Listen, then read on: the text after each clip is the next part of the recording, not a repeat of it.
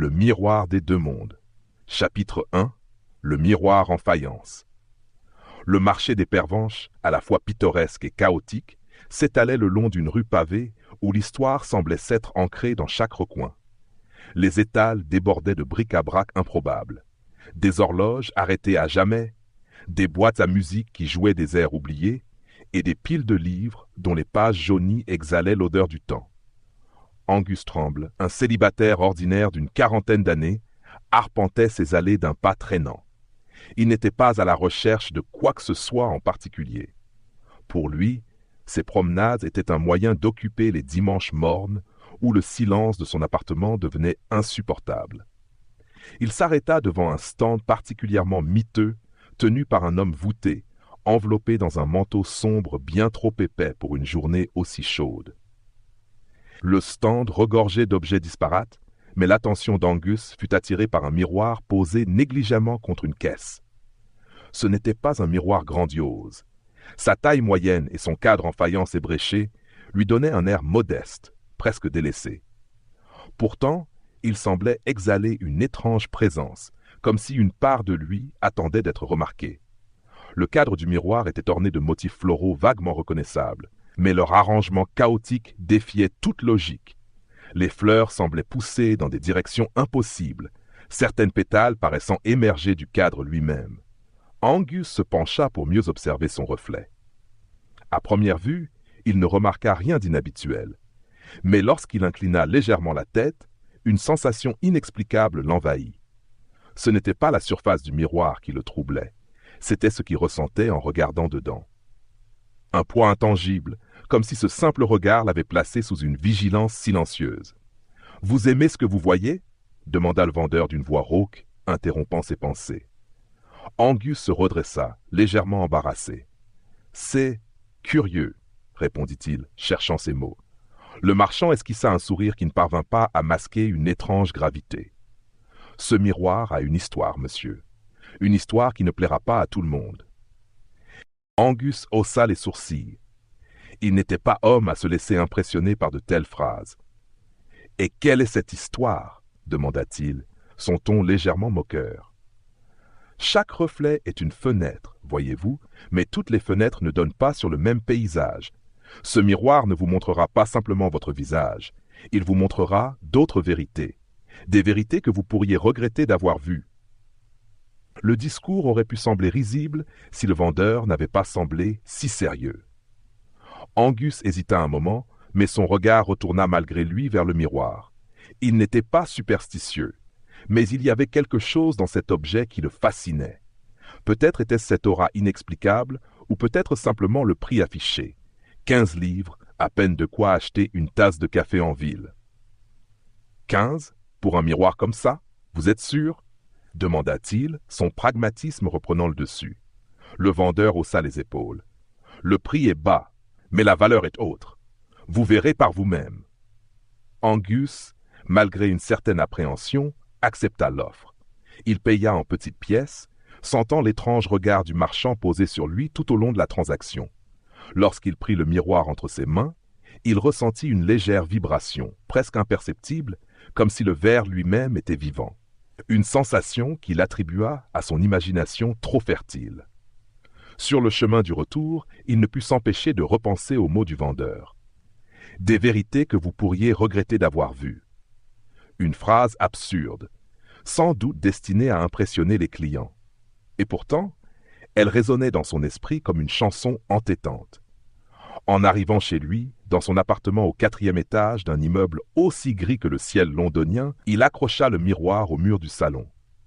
Il ne lui fallut pas longtemps pour constater que l'objet s'intégrait mal à la pièce. Les meubles fatigués, la moquette usée et les murs défraîchis semblaient rendre le miroir encore plus incongru, comme un bijou rare jeté dans un dépotoir. Pourtant, Angus était satisfait. Il recula de quelques pas pour admirer le résultat. Son reflet lui renvoya une image familière, celle d'un homme ordinaire avec des cheveux épars et des lunettes légèrement de travers. Il soupira, passa une main sur son visage et se dit que, quoi qu'il en soit, il avait fait une bonne affaire. Ce qu'il ne savait pas, c'est que ce miroir, bien qu'inerte pour l'instant, avait déjà commencé à tisser ses fils invisibles dans sa vie. Le calme apparent de son reflet n'était qu'une façade, et la vérité attendait patiemment son moment pour se révéler. Chapitre 2. Le reflet inquiétant. Les jours passèrent, et le miroir s'intégra dans la vie d'Angus avec une banalité presque décevante. Installé au mur du salon, il devint rapidement un objet ordinaire, utile pour ajuster sa cravate avant de partir au travail ou pour vérifier, d'un regard distrait, si ses cheveux n'avaient pas pris une forme trop étrange. Mais, comme toutes les choses qui semblent banales au premier abord, le miroir réservait des surprises insoupçonnées. Un soir, alors que la pluie battante s'écrasait contre les fenêtres de son appartement, Angus s'installa dans son fauteuil avec une tasse de thé. La pièce était baignée d'une lumière tamisée, presque mélancolique, produite par une vieille lampe de chevet posée sur une table encombrée de livres. Le tic-tac de l'horloge murale et le murmure lointain de la pluie composaient une symphonie apaisante qui menaçait de le plonger dans un demi-sommeil. C'est alors qu'il remarqua quelque chose d'étrange dans le miroir. Au début, ce n'était qu'une impression fugace. La lampe sur la table semblait légèrement différente dans le reflet. Il plissa les yeux, pensant que la lumière jouait un tour à son imagination. Pourtant, plus il regardait, plus il était convaincu que quelque chose clochait. Dans le miroir, la base de la lampe était plus large, et l'abat-jour arborait un motif de fleurs qu'il n'avait jamais vu auparavant. Il posa sa tasse de thé et se leva pour inspecter de plus près. Le miroir semblait tout à fait ordinaire, sa surface lisse renvoyant fidèlement l'image de la pièce, ou presque. Un détail, minuscule mais troublant, attira son attention. Les livres sur la table ne portaient pas les mêmes titres. Là où, dans la réalité, trônait une édition usée de Moby Dick, le miroir montrait un ouvrage intitulé « Les abysses infinis ».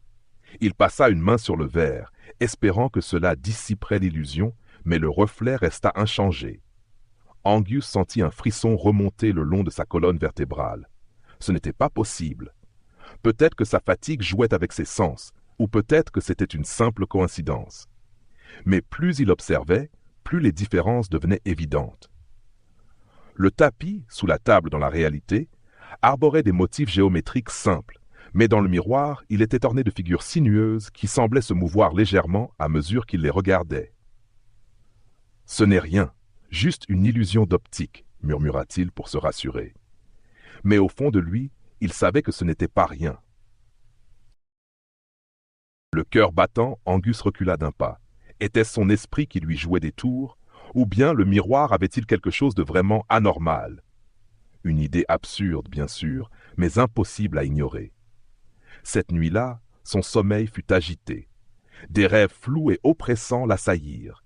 Il se voyait marcher dans des rues qu'il reconnaissait vaguement, mais où chaque détail semblait légèrement décalé. Les lampadaires se tordaient à des angles étranges, et les vitrines des magasins, au lieu de reflets, montraient des ombres mouvantes. Il se réveilla en sursaut, couvert de sueur froide, avec une seule pensée en tête, le miroir. Le lendemain, il tenta de rationaliser les événements. Peut-être que la fatigue ou la lumière avaient joué un rôle. Pourtant, quelque chose en lui n'arrivait pas à balayer l'inquiétude. Plus il pensait au reflet de la veille, plus il se persuadait qu'il devait être attentif. Si le miroir jouait des tours, il devait le découvrir. Cette nuit-là, il se prépara. Il plaça une chaise face au miroir et s'assit avec un carnet de notes et une lampe de poche. Il passa 1 heure à observer son reflet, à comparer chaque détail avec la réalité. Tout semblait normal. Il était prêt à abandonner lorsque, soudain, quelque chose bougea dans le coin du miroir. Il tourna la tête rapidement vers le coin en question, mais rien ne bougeait dans la pièce. Pourtant, dans le miroir, une silhouette s'était brièvement déplacée, floue mais indéniable. Angus se leva d'un bond, sa lampe de poche à la main, et balaya la pièce de son faisceau lumineux. Rien. Tout était à sa place. Il se rassit, le souffle court, et fixa le miroir d'un regard intense. Cette fois, il fut témoin d'une scène encore plus troublante. Dans le reflet, un homme traversait la pièce. Il portait un long manteau sombre et un chapeau à larges bords qui masquait son visage. L'homme ne semblait pas remarquer Angus, ou peut-être ne se souciait-il pas de sa présence. Il marcha droit devant lui, traversant la pièce dans un silence total avant de disparaître à travers une porte qui, dans la réalité, n'existait pas. Angus sentit la panique monter en lui. Il passa une main tremblante sur son visage. Ce n'était pas possible. Le miroir montrait-il un autre endroit ou bien un autre temps? Mais avant qu'il puisse formuler une hypothèse, quelque chose d'encore plus terrifiant se produisit. Le reflet ne montrait plus seulement la pièce. Angus vit son propre visage. Mais ce visage n'était pas le sien, tel qu'il était à cet instant. Son reflet le fixait avec des yeux agrandis par une expression d'horreur absolue. Les traits de son visage étaient distordus, sa bouche ouverte dans un cri silencieux. Et soudain, le reflet leva une main, pas pour imiter Angus, mais pour lui faire signe de s'éloigner. Angus hurla et se recula brusquement, renversant sa chaise. Mais lorsqu'il regarda de nouveau, le miroir ne renvoyait que son reflet habituel, pâle et tremblant, les yeux écarquillés par la peur. Il resta immobile de longues minutes, incapable de détourner les yeux du miroir. Il savait maintenant, sans le moindre doute, que cet objet n'était pas un simple artefact décoratif. Il était une porte vers quelque chose qu'il n'avait pas encore compris, mais qui l'effrayait déjà, jusqu'au plus profond de son âme. Dans le reflet, un chien apparut. Grand, mince et doté d'une fourrure grisâtre, il s'assit au centre de la pièce et fixa Angus directement. Ses yeux brillaient d'une lumière jaune inquiétante, presque surnaturelle. Angus recula, mais son propre reflet ne bougeait pas. Il se figea, sentant son cœur battre à tout rompre. Et puis une voix rauque émergea du miroir. « Pourquoi regardes-tu, Angus tremble ?» Le choc fit tomber sa lampe de poche, plongeant la pièce dans l'obscurité. Lorsqu'il ralluma la lumière et se précipita vers le miroir, tout était redevenu normal. Le reflet montrait simplement son salon, calme et ordinaire. Mais Angus savait que quelque chose n'allait pas. Ce miroir, cet objet qu'il avait acheté par simple curiosité, n'était pas un miroir comme les autres. C'était une fenêtre vers quelque chose qu'il ne comprenait pas. Et il n'était plus sûr de vouloir comprendre. Chapitre 3. Une ville en 2 dimensions. Au fil des jours, Angus tenta de reprendre une routine normale. Chaque matin, il se levait, buvait son café en écoutant la radio, puis partait travailler dans une petite librairie du centre-ville. Mais une sensation étrange le poursuivait partout où il allait, comme si quelque chose invisible lui pesait sur les épaules. Il était incapable de se débarrasser des visions troublantes du miroir, ni d'oublier la voix rauque qui l'avait interpellé. Malgré tous ses efforts pour ignorer l'objet, il ne pouvait s'empêcher d'y revenir, de le regarder, d'y chercher des réponses. Une nuit, alors que la ville entière semblait plongée dans une torpeur silencieuse, Angus se surprit à observer le miroir plus longuement que de raison. Le reflet de son salon était là, immobile, parfaitement ordinaire, sauf qu'il n'était pas vraiment immobile. Un mouvement furtif attira son attention. Là, dans un coin du miroir, un passant traversait la rue, comme si le miroir s'était transformé en une fenêtre donnant sur une autre ville. Il approcha son visage du verre, les yeux plissés. La rue qu'il voyait n'était pas la sienne. Elle ressemblait à son quartier, mais les détails étaient légèrement différents. Les bâtiments semblaient plus hauts, les trottoirs plus larges, et les lampadaires projetaient une lumière bleutée qui n'existait pas dans le monde réel. Mais ce qui le troubla le plus, ce furent les ombres. Elles étaient plus grandes que leurs propriétaires et bougeaient parfois indépendamment des passants. Angus recula légèrement, incapable de détourner le regard. Les silhouettes dans le miroir semblaient étrangement silencieuses. Aucun son ne parvenait à ses oreilles. Même la rumeur habituelle de la ville semblait étouffée, comme si cette scène se déroulait dans une dimension dépourvue de bruit. Puis, un détail frappa son esprit comme une décharge électrique. Parmi les passants, il reconnut une silhouette, celle de l'homme au manteau sombre et au chapeau à large bord. Il marchait d'un pas lent, presque cérémonial, son visage toujours invisible, masqué par l'ombre de son chapeau. L'homme s'arrêta au centre de la rue, leva la tête et sembla regarder directement dans les yeux d'Angus. Ce dernier sentit son souffle se bloquer. L'homme dans le miroir ne pouvait pas le voir. N'est-ce pas? Pourtant, cette sensation d'être observé est trop intense pour être ignorée. Angus posa une main tremblante sur le miroir, comme pour tester une barrière invisible. L'homme inclina légèrement la tête, comme s'il acquiesçait à un message silencieux, puis leva un bras et pointa un doigt vers Angus. Le miroir vibra sous sa main, et un bruit sourd résonna dans la pièce, brisant le silence. Angus retira sa main, terrifié, et recula en trébuchant. Mais lorsque son regard retourna vers le verre, la rue avait disparu. Le miroir renvoyait à nouveau l'image familière de son salon, paisible et inchangé. Cependant, Angus n'était plus dupe. Ce qu'il avait vu n'était pas une illusion. Le miroir cachait quelque chose, un monde parallèle ou une vérité enfouie. Et désormais, il savait qu'il en était une partie intégrante. La question était, voulait-il continuer à regarder? Angus recula, pris de vertige. Il sentit un frisson lui parcourir l'échine. Ce n'était pas un simple reflet. C'était un autre endroit, un autre monde, peut-être. Une idée à la fois fascinante et terrifiante. Le lendemain matin, alors qu'il marchait vers son travail, il commença à remarquer des anomalies dans sa propre ville. À première vue, tout semblait normal.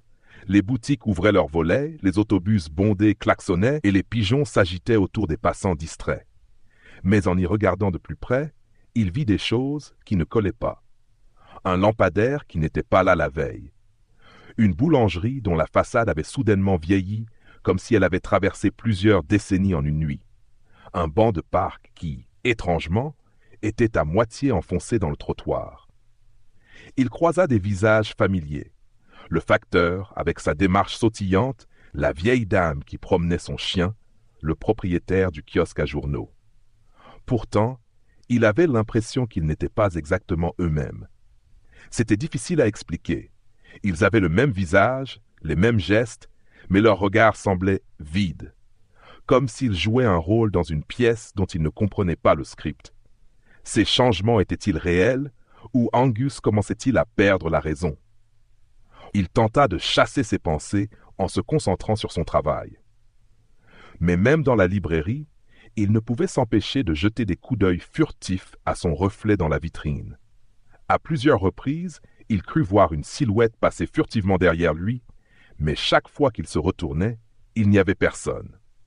Le soir, il décida de mener une expérience.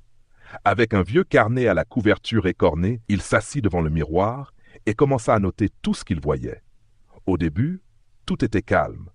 Son reflet restait fidèle, montrant son salon avec les livres empilés en désordre et la lampe à moitié cassée. Mais après une heure, les anomalies commencèrent. Dans le miroir, il vit une version étrange de lui-même assis à la même place. Mais cette version n'écrivait pas. Elle le fixait, immobile, avec un sourire léger et inquiétant. Angus frissonna. Il se leva d'un bond, mais son double resta assis, le regardant d'un air amusé. « Qu'est-ce que tu veux » murmura-t-il, sa voix à peine audible dans le silence oppressant de la pièce. Le double se contenta de pencher la tête sur le côté, comme pour l'inviter à continuer à regarder. Puis, sans prévenir, il leva une main et la posa sur la surface intérieure du miroir. Angus, tremblant, hésita un instant avant de faire de même. Sa paume rencontra la surface froide et lisse du verre, mais quelque chose d'étrange se produisit. Il sentit une résistance, comme si le verre était devenu une membrane vivante, presque élastique. Il retira sa main brusquement, terrifié. Il recula de quelques pas, son souffle rapide et irrégulier. Puis il entendit un murmure, léger mais distinct, qui semblait venir de l'intérieur du miroir. L'équilibre est fragile. Angus.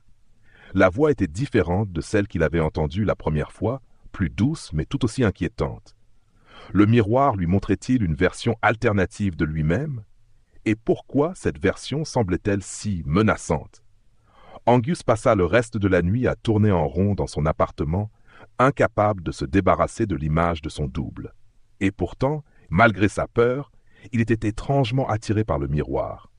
Il savait qu'il aurait dû le décrocher et s'en débarrasser, mais il n'y arrivait pas.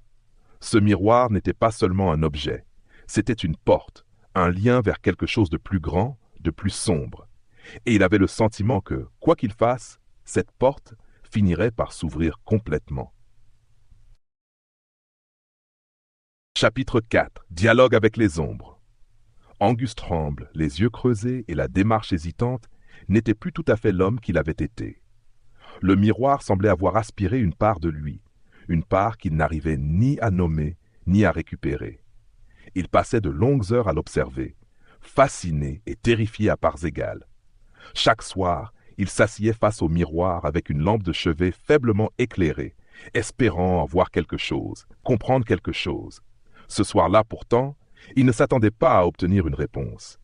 Le reflet était là, immobile comme toujours. Mais il dégageait une tension palpable, comme si une présence invisible l'habitait. Angus inspira profondément, s'efforçant de calmer les battements frénétiques de son cœur. Puis il parla, la voix tremblante mais déterminée. « Qui êtes-vous » demanda-t-il, le regard rivé sur son reflet. « Et pourquoi interférez-vous avec ma vie ?» Le silence qui suivit fut si intense qu'il en devint oppressant. Angus était sur le point de détourner les yeux lorsqu'un changement subtil se produisit. Le reflet se brouilla légèrement, comme si une vague avait traversé la surface du verre. Puis, une voix douce, presque un murmure, se fit entendre. « Nous sommes l'équilibre, répondit-elle. Mais l'équilibre est fragile, Angus tremble.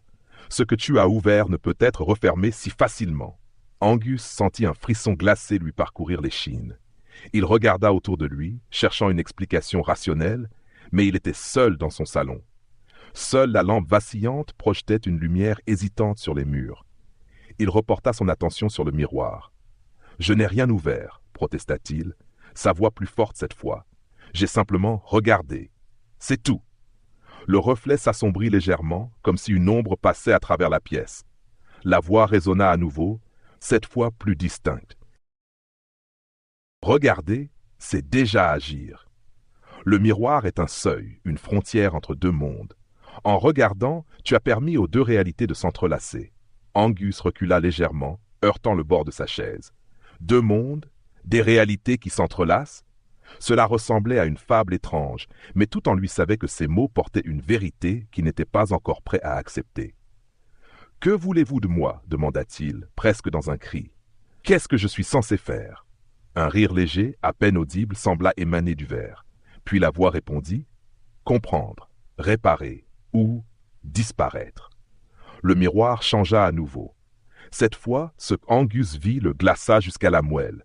Son propre reflet se tenait debout dans un endroit qui ressemblait à une version déformée de son salon. Les murs étaient inclinés, le plafond semblait trop haut, et des ombres mouvantes dansaient dans les coins. Le reflet sourit, mais ce sourire n'avait rien d'amical.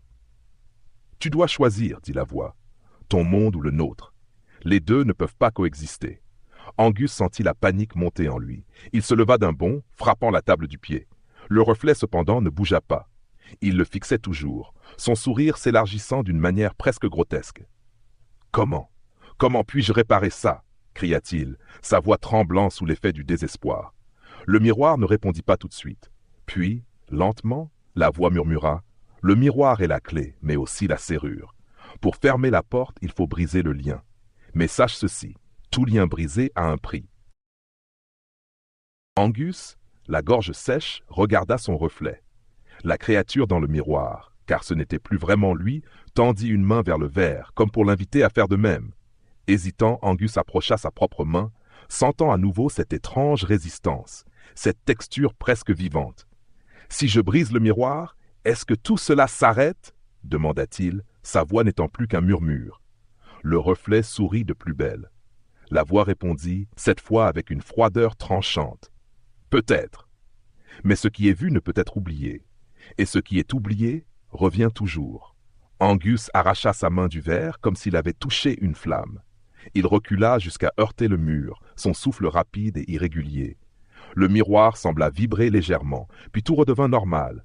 Son propre reflet était de retour, immobile et silencieux, comme s'il n'avait jamais bougé. Mais Angus savait que ce n'était qu'une façade.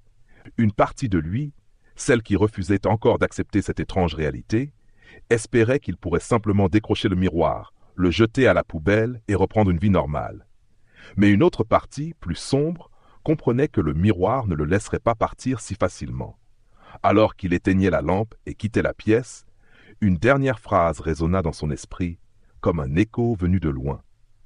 Chaque choix laisse une trace, et chaque trace appelle à être suivie. Angus monta se coucher, mais il savait que le sommeil ne viendrait pas. Chapitre 5. la résolution du mystère. Le lendemain, Angus se réveilla avec la certitude que sa vie ne tiendrait plus longtemps dans cet état. Les visions, les murmures et les changements étranges dans la ville s'étaient intensifiés. Il le voyait maintenant. Des doubles inquiétants qui circulaient dans les rues, des lieux qui se déformaient subtilement d'un jour à l'autre. Il était temps de confronter le miroir une dernière fois. La peur persistait, mais elle s'était mêlée à une résolution farouche. Il devait comprendre. Et si le prix était élevé, alors qu'il en soit ainsi. Angus passa la matinée à se préparer. Il rassembla une lampe de poche, un marteau trouvé dans son débarras et une bouteille d'eau qu'il plaça sur la table à côté du miroir. Il chercha également des réponses dans les livres de la librairie où il travaillait, feuilletant frénétiquement des ouvrages sur les mythes et légendes. Mais aucune explication ne semblait correspondre à ce qu'il vivait. Les textes parlaient de miroirs magiques et de portes vers d'autres mondes, mais tout cela semblait abstrait, loin de la réalité oppressante qu'il affrontait. Quand la nuit tomba, il éteignit toutes les lumières de son appartement, sauf une petite lampe posée à côté du miroir. Il s'assit devant l'objet, le marteau à portée de main, et fixa son propre reflet. Rien ne bougeait. Tout semblait étrangement calme. « Très bien, murmura-t-il. Si tu es vivant, si tu veux quelque chose, alors montre-le. Je ne jouerai plus à tes jeux. » Le miroir sembla l'entendre. Une ondulation légère traversa la surface du verre et une ombre apparut dans le coin du reflet. Lentement, la silhouette de son double se forma, assise dans le même fauteuil que lui, mais avec un sourire carnassier. Angus frissonna, mais resta immobile. Le double inclina légèrement la tête, comme pour saluer son courage. « Enfin, tu es prêt ?» dit une voix qui semblait provenir de l'intérieur du miroir. Angus serra les poings, rassemblant tout son courage. « Qu'est-ce que tu veux? Pourquoi interfères-tu avec ma vie ?» demanda-t-il d'un ton ferme. Le double dans le miroir haussa les épaules, un geste presque désinvolte. « Ce n'est pas moi qui ai choisi, Angus, c'est toi. Tu as ouvert la porte en regardant. Maintenant, il faut choisir, notre monde ou le tien. » Avant qu'Angus ne puisse répondre, l'appartement autour de lui commença à changer. Les murs se tordirent, les meubles se déplacèrent comme s'ils étaient animés d'une vie propre, et une lumière bleutée envahit la pièce. Le monde de l'autre côté du miroir semblait vouloir fusionner avec le sien. Les deux réalités s'entremêlaient à une vitesse alarmante. Soudain, une ombre gigantesque émergea du miroir. Ce n'était plus son double, mais une créature informe, un mélange de silhouettes et de visages tordus. Angus attrapa le marteau et se mit debout, le souffle court. « Tu crois que je vais te laisser faire ?» hurla-t-il, sa voix résonnant dans l'appartement déformé. La créature poussa un rugissement sourd, tendant une main indistincte vers lui. Angus frappa le miroir d'un coup sec avec le marteau. Le verre vibra, mais ne se brisa pas. À la place, la pièce entière sembla trembler. Le double dans le miroir éclata de rire. « Briser le miroir ne suffira pas, » dit la voix. « Ce n'est pas une simple barrière. C'est un lien vivant. Si tu veux vraiment le détruire, tu dois sacrifier quelque chose. » Angus n'avait pas le temps de réfléchir. La créature avançait, ses ombres s'étendant comme des tentacules dans toute la pièce. Il leva à nouveau le marteau, prêt à tout donner. « Très bien, dit-il, la mâchoire serrée. Si c'est le prix, alors je suis prêt à le payer. » Il frappa le miroir de toutes ses forces. Cette fois, le verre se fissura, une fissure nette qui parcourut toute la surface. Un cri assourdissant emplit l'air, comme si le miroir lui-même hurlait. La lumière bleutée devint aveuglante, et la créature se dissipa dans un tourbillon de fumée. Angus tomba à genoux, le marteau glissant de ses mains. Quand il ouvrit les yeux, tout était redevenu normal.